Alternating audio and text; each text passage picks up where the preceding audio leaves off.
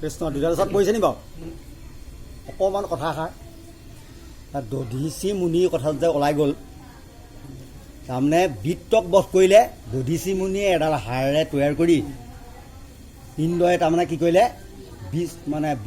হেৰিয়াৰ বিশ্বকৰ্মাৰ দ্বাৰা দধীচি মুনিয়ে এডাল হাড় তৈয়াৰ কৰিলে এপাত বজ্ৰ তৈয়াৰ কৰিলে সেই বজ্ৰপাতৰ দ্বাৰাই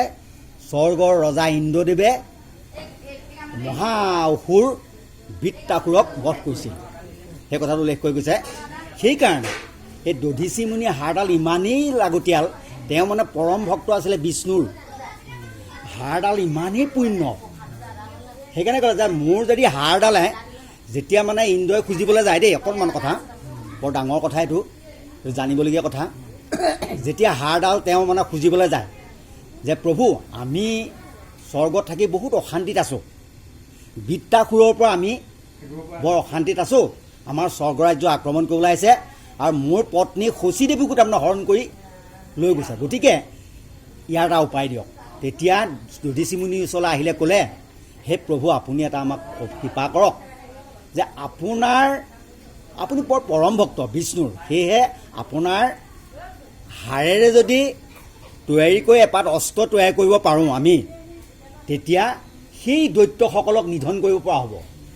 আপুনি যদি বেয়া নাপায় কৃপা কৰে তেতিয়াহ'লে আমাক অকণ সহায় কৰকচোন আপোনাৰ হাড়ে আপোনাক কিন্তু আপুনি মৰিব লাগিব তেতিয়াহ'লে এইটোতো বৰ ডাঙৰ কথা মইতো মৃত্যু হৈতো দিব নোৱাৰোঁ ঠিক আছে তোমালোকক মইতো সদায় উপকাৰকহে চিন্তা কৰোঁ